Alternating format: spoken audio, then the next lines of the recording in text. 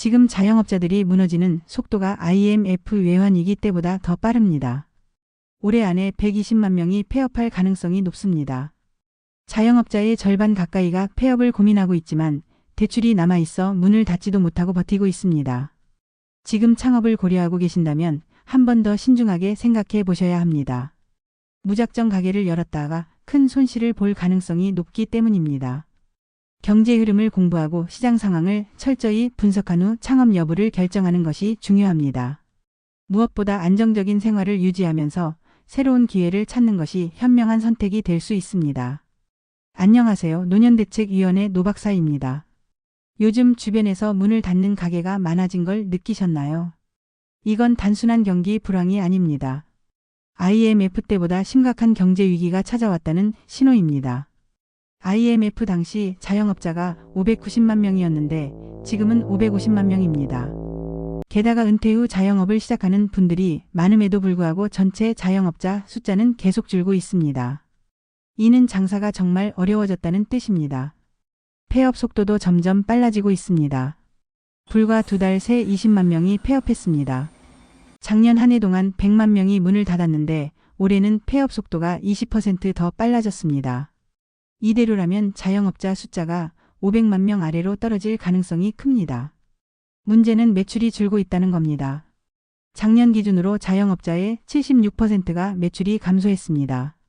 한 달에 1천만 원을 벌던 사람이 880만 원밖에 못 벌고 있는 상황입니다. 반면 인건비와 원자재 가격은 계속 오르고 있습니다. 최저임금 상승으로 직원 월급이 늘었고 물가 상승으로 운영비 부담이 커졌습니다.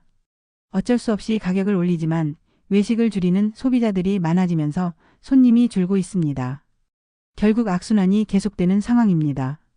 버티기 위해 자영업자들은 대출을 받습니다.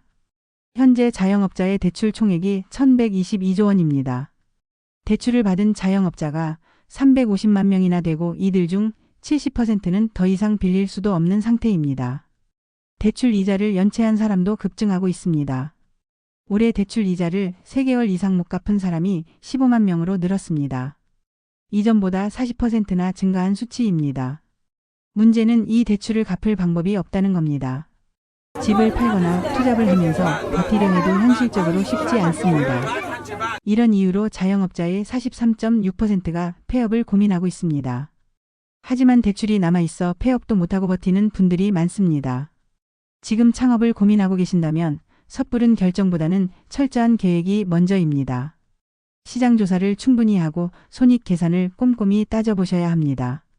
지금처럼 경제가 불안정한 상황에서는 무리한 창업보다 기존의 자산을 지키는 것이 더 중요할 수도 있습니다. 자영업이 어려워진 이유는 크게 2가지입니다. 첫째, 경제가 실제로 침체하고 있습니다. 둘째, 소비 패턴이 변했습니다. 예전에는 사람들이 시장이나 가게에서 물건을 샀지만 이제는 인터넷으로 주문하는 경우가 많아졌습니다. 쿠팡, 네이버 같은 온라인 쇼핑몰이 성장하면서 동네 가게들이 설 자리를 잃고 있습니다. 설령 오프라인에서 구매한다고 해도 대형 쇼핑몰이나 백화점에서 소비가 이루어지고 있습니다. 대기업들은 매출이 늘지만 개인 자영업자들은 점점 더 어려워지고 있습니다. 이런 변화는 앞으로도 쉽게 바뀌지 않을 것입니다. 지금부터라도 현실을 인정하고 철저히 대비해야 합니다. 경제 흐름을 이해하고 돈을 지키는 방법을 배워야 합니다. 무작정 기다리기만 해서는 안 됩니다. 지금부터라도 대비하면서 경제 흐름을 이해하고 준비해야 합니다. 그래야 앞으로 다가올 더 큰 위기에서도 살아남을 수 있습니다.